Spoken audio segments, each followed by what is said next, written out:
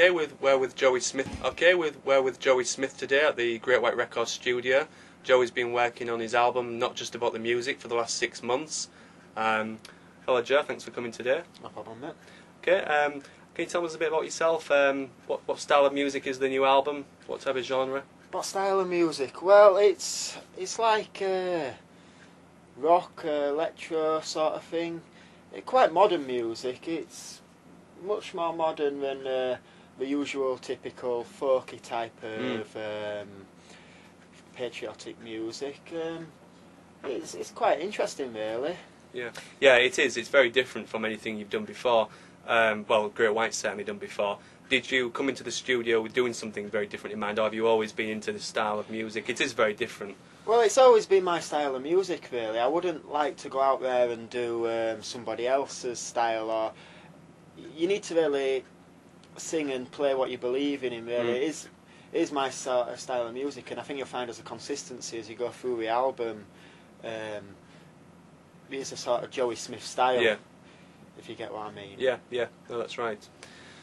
So how have you found working in the Great White studio? Oh, it's great. It's a nice setup you've got here. It's very, very professional. Obviously, it's been hard work and it's been a long slog with it all, but it's been worth it. But yeah, it's great. And the sound tech guy is brilliant as well. So yeah, I thoroughly enjoyed it. No, I can imagine. I know you work long hours outside of working in the Great White studio, so I believe you come here straight after working a night shift. I bet that's been difficult. It has physically, but mentally, it's what I believe in. It music's always been here, so it's worth it. And now I'm hearing the album back and the great job that's been done on it. It's really worth it, and I'm glad I did it. And I wouldn't change it ever again. I'd do it all again, 100%. Yeah, that's right. That's right. The album title is not just about the music. Why did you decide to call it that? Well, it speaks for itself. It's not just about the music.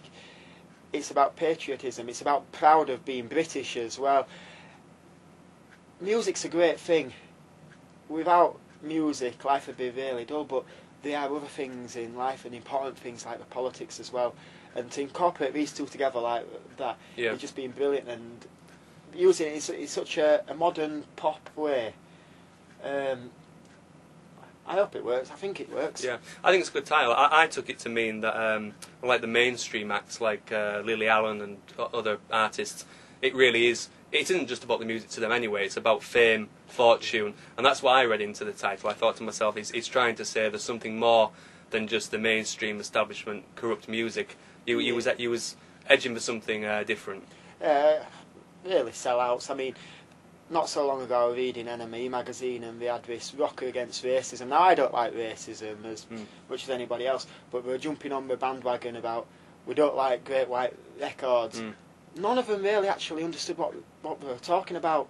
Some of the things they were talking about, if you look at it, were completely false. But again, it was just jumping on the bandwagon, selling themselves out just for a picture shoot in a magazine. I won't ever do that. At least I know when I go out. It's what I believe in. Yeah. Alan Smith's the Great White residential producer and engineer. He's been around for a while now. He's recorded and engineered West Wind, Truth Hurts, the recent Red, White and Blue 2007 album. Some people call him a genius. What's he been like to work with? Oh, I was just going to say that myself. What a guy.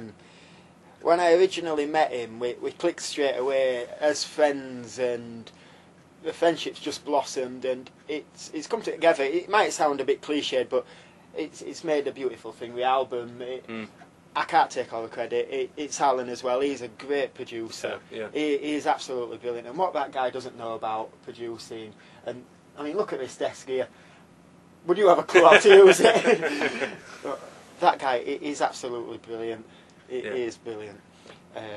Why did you decide to record with Great White Records and not another label that was maybe closer to home? Why Great White? Is it because of the patriotic edge to Great White or something else? Well, Great White Records is close to home. I only live down the road, but that was just a sheer coincidence. No, it actually started. I'd heard about Great White Records before, but I didn't know that much about them. And then Colin Orty, in my local paper, Dewsbury Reporter, about a song he did, and I thought, oh, let's have a listen to it. And I went onto the website and I had a listen and I thought, this is right, this. And then I went and bought the album, and then I went and bought West Wind, and I had a listen through and I thought, this stuff's really good. And I had actually wrote a couple of patriotic songs before, and I thought, I wonder if they'd be interested in me. And it actually took, it must be about 3 months before I actually managed to get in contact with you. That was just me getting my nerve, pure rejection. That's why I just feel so lucky that I got signed with such a great company. How I actually did it is I sent a sample to Colin Horty through a council page, and he forwarded it on onto Alan, and then after a few talks we had the meetings and everything, if you remember. And that was like 6-7 months ago. Of course, you've since actually played live with Colin Horty, so he was really your first contact. You've actually done a few BNP branch gigs. Yeah, that was quite enjoyable. I was very, very nervous, but I was getting better, and by the end of it, last Christmas, I was doing really well. It was really enjoyable with Colin. He's a great guy, Colin as well. We all know that. It was really good. This is always a difficult question to ask. Do you have a favourite song on the album, or? Ooh, only 11 of them. So you're modest, No. I tend to go in day in and day out, different songs. I mean, today my favourite song's Jack McEwen, but that's probably because we were talking about the army earlier on today. But no, Never Gonna Leave's quite a strong song. Not just about the music; it's always got a place here. Because it's about me. Obviously, I reckon the favourite song choice for me always fluctuates as well, because your album, probably unlike any other album Great White's done, is very varied in subjects. So you can jump from the Iraq War to immigration to general crime. You know, it's very varied. So depending on your mood, it does change a lot.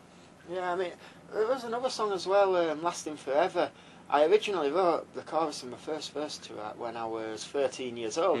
So that's always going to have a special place in my heart, 'cause I'll always remember being 13 years old and being at school and this girl not being interested. I won't say her name in case she's watching. She could be married now for all I know. That'd be funny. But it'll always have a special place because it'll remind me of that age in a young adolescent, and obviously the innocence as well, and first exploring my musical abilities. I think it was the first song I wrote, probably. No, I can see that. I think you can see that. It's not that bad, is it? No, it's not that bad. I can see the strength of the album, because that's one thing I really enjoyed listening to your album. Was not just it didn't just have diverse subjects on Iraq, immigration, crime, all aspects of West Yorkshire life. Really, it also had a personal touch of Joey Smith, and I liked that because it was the first album in Great White's produced that I thought, well, this actually shows an individual as well as a political songwriting machine. Well, when I came to writing it, I was trying to approach from different angles as well, because it's easy to get sidetracked onto the same thing, and every song tends to repeat itself with the same message. That's why I come from different angles, like I said before, the angle of the Iraq War. That's an interesting angle. That's a guy's letter that he writes to his mother. I won't spoil the end if you haven't heard it yet. Then again, there's what happened. That's a different angle. It's a story of a girl and what happened when she went with a partner from another country, and what actually happened to her and how she ended up. That's actually based on a true story. For someone very dear to me.